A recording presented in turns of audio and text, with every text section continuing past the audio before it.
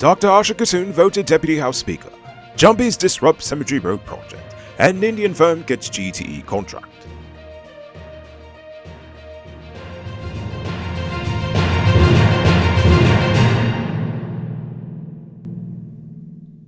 I'm Enrico Beaufort, and this is Uncut News. To see news happening, send us a tip on WhatsApp at 592-659-6151.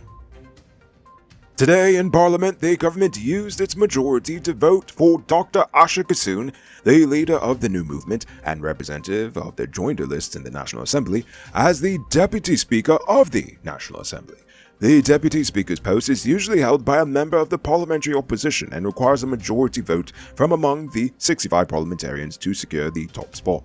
Dr. Kassoon is an opposition MP, although not part of the main parliamentary opposition, the APNU-AFC coalition. Former coalition, sorry.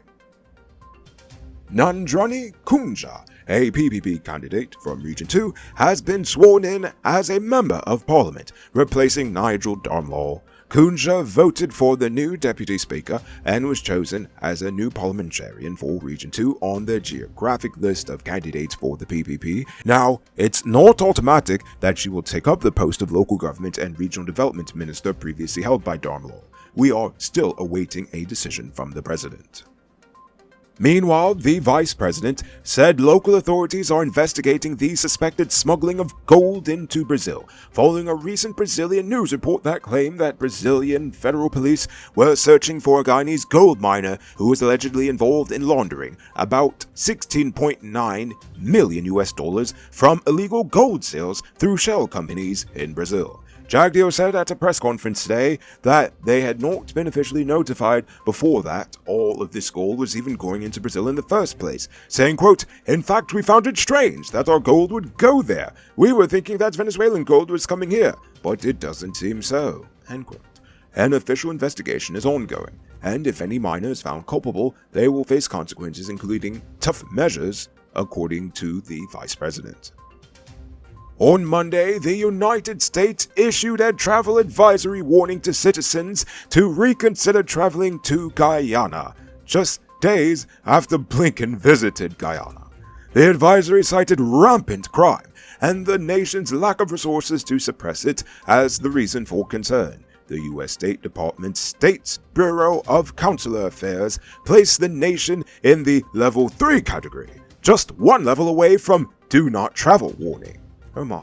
The advisory noted that violent crime, including murder and armed robbery, is very common, particularly at night. The U.S. government also warned that the Guyana police force lacks the resources to respond effectively to serious criminal incidents and advised travelers to be extra vigilant when visiting banks and ATMs. Sorry to say, but he's not wrong. According to the Public Works Minister, the Cemetery Road expansion project in Georgetown, which was supposed to be completed yesterday, has been delayed because Jumbies are holding back progress. Edgell stood in front of Parliament today and informed the nation that workers have fallen ill mysteriously, while others have refused to show up for work, complaining of, quote, supernatural forces in the burial ground, end quote. Also, poor weather has also compounded the situation. This was received with much heckling from the opposition, but being a man of the cloth, Edgell warned against making light of people's spiritual concerns and hopes the project will be completed by the end of the year. Attention truck owners. Between potholes, bad drivers, and high fuel prices, you've got 99 problems to deal with. But with Powered Automotive, your engine ain't one. That's because they stock high-quality parts and spares you need at prices you can't beat. Visit them at Lot 491 EE Eccles, or call or WhatsApp them at telephone number 697-017. Save big on truck parts at Powered Automotive, the #1 heavy-duty truck parts store in Guyana. Tired of waiting on hold, tracking down a delivery driver, or carrying cash for your food orders? GTEats is here to make your life easier. Guyana's first cashless food ordering and delivery app. Choose from Georgetown's top restaurants, pay securely with your card, and get your food delivered right to your doorstep. With the convenience of being able to order from your phone and the added feature of tracking your order, GTEats is the ultimate solution for all your food needs. Download the app on Apple and Android stores and start ordering the easy way today. On Tuesday evening, American Airlines Flight 2557 from JFK to Georgetown was forced to return to New York due to a disruptive customer, according to the airline. The incident involved Indian cultural activist Joel Gansham, who denied misbehaving but admitted to calling a cabin attendant a waiter after being refused assistance with his bag. Gansham claimed witnesses were present and that the cabin attendant threatened to have the plane returned to JFK. Upon arrival, he was questioned by authorities but allowed to leave. Raymond O'Selmo, known as Cody Man, was sentenced to 10 years in jail for killing Nadina Calmadine, a 34-year-old mother of 5, after she rejected his advances. O'Selman had become obsessed with Calmadine and stabbed her several times in the back with a knife when she refused to hold his hand because she just was not interested in his advances whatsoever, and she's made it clear numerous times.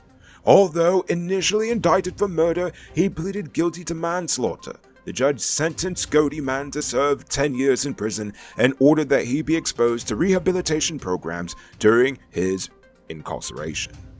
3 men have been sentenced to life in prison for the murder of Don Paul Dookie in 2017.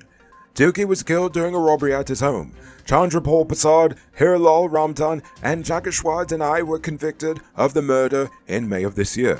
The judge found that the murder was premeditated and that Prasad had observed Dookie with a stack of $5,000 notes, which led to the plot to rob and murder him. Despite their claims of innocence, each convict was sentenced to life imprisonment. Prasad and Ramdan can apply for parole after 30 years, while Denai can do so after 20. Authorities plan to extradite 2 prime suspects in the murder of police constable Quincy Lewis from the United States, after confirming that the skeletal remains found belong to Constable Lewis. Nakiba Zahida Zafar Ali and her husband Tucker Dial Samaru are wanted for questioning in relation to the murder of Constable Lewis. Interpol has issued notices for the couple, who are suspected to be in the United States, and local authorities will make said extradition request soon. Former media worker and part-time drug mule Zanil Namala Williams was sentenced to 4 years in prison and fined $14.4 million for attempting to smuggle cocaine into the USA. But now she's out on high court bail pending appeal. Williams argues that the jail term is too harsh. She carried the weight of a small baby in cocaine and she thinks 4 years is too harsh. Anyway, she was arrested in April of last year at the airport with 9.628 kilograms of cocaine in her possession for the purpose of trafficking. 2 other individuals were also charged with drug trafficking, but have since been released on bail. Now for today's oil update. Indian company Kalpataru Projects International Limited has secured a US $159.9 million contract to build transmission lines and substations for the Wales Gas to Energy project. The Prime Minister stressed the importance of completing the project on time, which will provide reliable and sustainable electricity to over 60% of the nation's population and reduce the cost of electricity from $45 per kilowatt to around $24 per kilowatt. Info. Robbery season might be over, but the streets are still mean. That's why you need to get security for your home or business with Sheriff Security. Sheriff Security has well-trained guards, armed and unarmed patrol, marine patrol, canine services. These people even got drones. Why? Because your security is their highest priority. You've seen the rest. Now hire the best. Hire Sheriff Security Service today. Now for our Uncut News Views Poll question of the day. Every day we pose a question about current events in Ghana, the region, the diaspora, and our youth it relates to us. Last night I asked, is it time for the nation to be licensing contractors?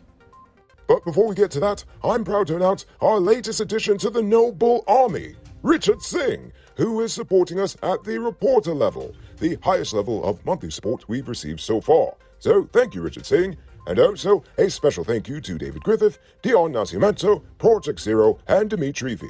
I appreciate you all. And if you're watching at home and you'd like to support our movement, just hit the link in the video description. Richie K says, yeah, no wonder all the concrete and roads broke up. Indeed. Now for tonight's question.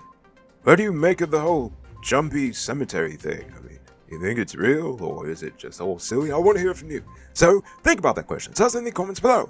If your response is good enough, we just might feature it in our next episode. Anyway, that's all the time we have for tonight, and check us out tomorrow for another. Until then, I'm Nico Bullfoot saying good night, folks.